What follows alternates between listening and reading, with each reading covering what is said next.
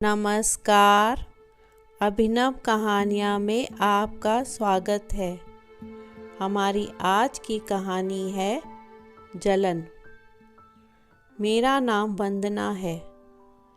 आज मैं आपको अपने स्वभाव के ऐसे पहलू के बारे में बताने वाली हूँ जिसका मुझे भी पता नहीं था।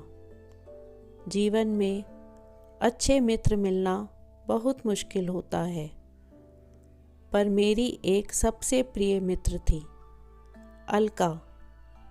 बहनों से भी ज़्यादा प्यार था हम दोनों में।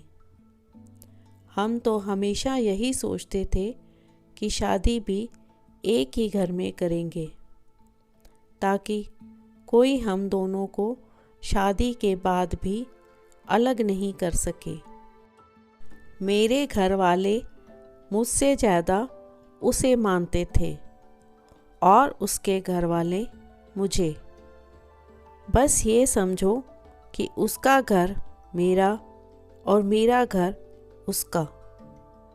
समय के साथ सब कुछ करना पड़ता है। मेरे लिए एक अच्छा रिश्ता आया। लड़का डॉक्टर था, अच्छा कमाता था। प्रशांत नाम था उसका। घर वालों ने मुझसे पहले अलका को तस्वीर दिखाई। उसे देखते ही लड़का पसंद आ गया और उसने मुझसे भी कहा कि लड़का अच्छा है, तू मिलने जा उसको। मैंने बोला कि तू भी चलेगी, मैं अकेले नहीं जाने वाली। वो बोली, पागल है तू, मेरा वहाँ क्या काम, मैं क्या करूँगी वहाँ कबाब में हड्डी। लेकिन मैं नहीं मानी। मैंने उसे बोला कि थोड़ी देर बाद तू चली जाना, लेकिन लड़के से बात कर ले, मिल ले। तू अपनी सबसे अच्छी मित्र को ऐसे ही किसी के साथ शादी करने देगी क्या? मेरे मनाने पर वो मान गई। हम दोनों उससे मिलने गए। घर वालों को कोई ऐतराज़ नहीं था, क्योंकि अलका मेरे साथ ही थी। प्रशांत को हम एक रेस्टोरेंट में मिले। प्रशांत हम दोनों को बहुत अच्छा लगा।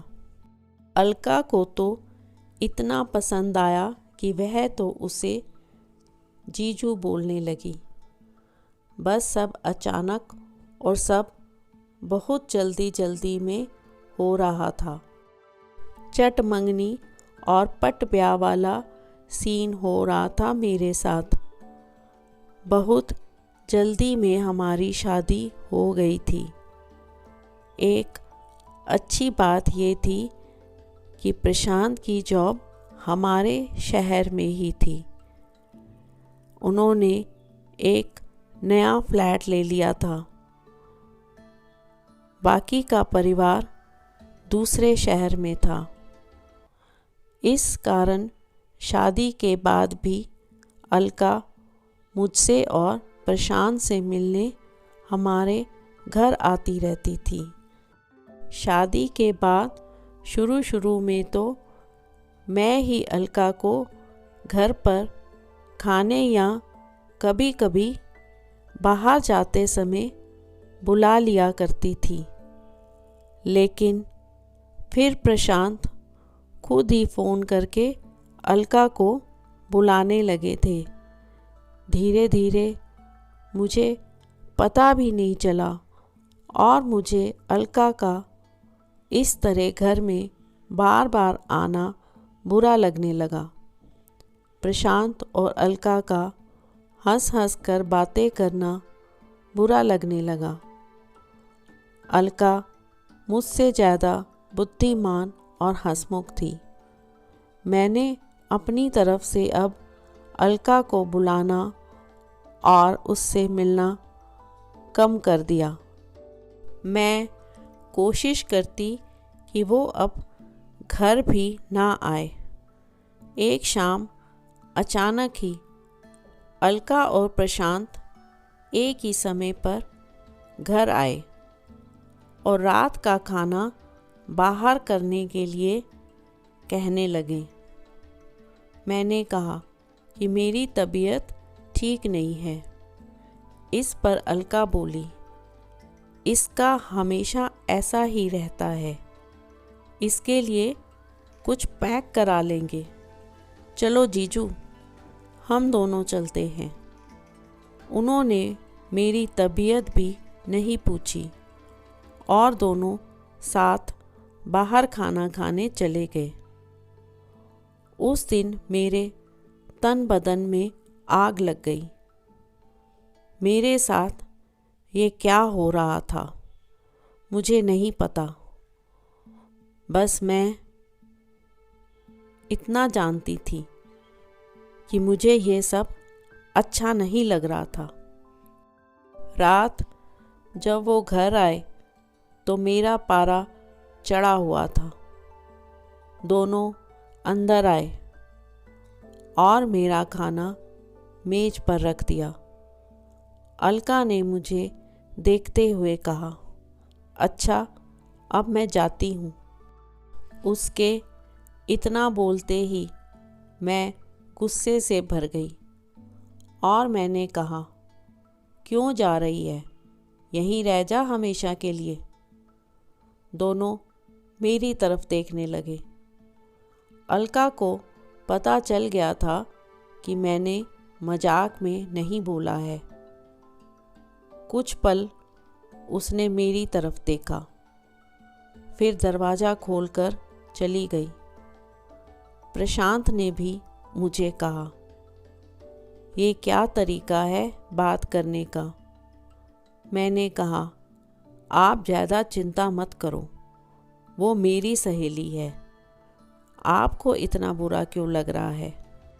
आप हम दोनों को एक साथ ही मिले थे ना। आपको वो ज़्यादा पसंद थी तो उसी से शादी करनी थी, मुझसे क्यों की। ये सुनकर प्रशांत बोले, तुम दोनों ने ही कहा था कि तुम्हें शादी के बाद भी अलग नहीं होना। अरे पक्की दोस्ती थी, तुम उसे साथ लाई थी। उसने कहा, तब तुमने मुझसे शादी की। मैं चाहता था कि तुम खुश रहो और अगर तुम्हें कुछ समस्या थी तो मुझसे बात करती।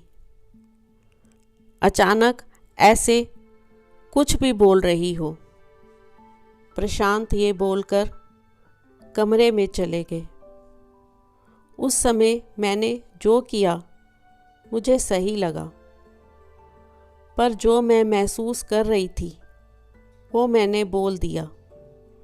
अगले दिन सुबह प्रशांत ने मुझसे बात नहीं की, ना ही अलका का फ़ोन आया और ना ही वो घर आई। 1-2 दिन प्रशांत का मूड खराब रहा, लेकिन फिर वो सही हो गए। शायद अलका ने ही उन्हें ऐसा करने का बोला हो, लेकिन अब घर में उनके मुंह से अलका का नाम नहीं सुना। करीब 3 महीने हो गए थे अलका को आए या बात करे। प्रशांत का व्यवहार मेरे साथ सामान्य था। उस बात की चर्चा भी उस दिन के बाद से नहीं हुई। फिर अचानक एक दिन जब प्रशांत घर पर नहीं थे, तब अलका फ्लैट पर आई। उसे 3 महीने के बाद मिलने पर भी मुझे कुछ ज़्यादा खुशी नहीं हो रही थी। वो आकर सीधा अंदर बैठ गई। मैं अभी भी उससे बात नहीं कर रही थी। अलका मुझे देखते हुए बोली, मैंने शायद अनजाने में तेरा दिल दुखाया है, लेकिन शायद तू सही है। शादी प्यार के बाद कैसा महसूस होता है मुझसे ज़्यादा तू जानती है। मित्र की अपनी जगह होती है और प्यार की अपनी। मुझे इस तरह तेरी ज़िंदगी में नहीं घुसना चाहिए था।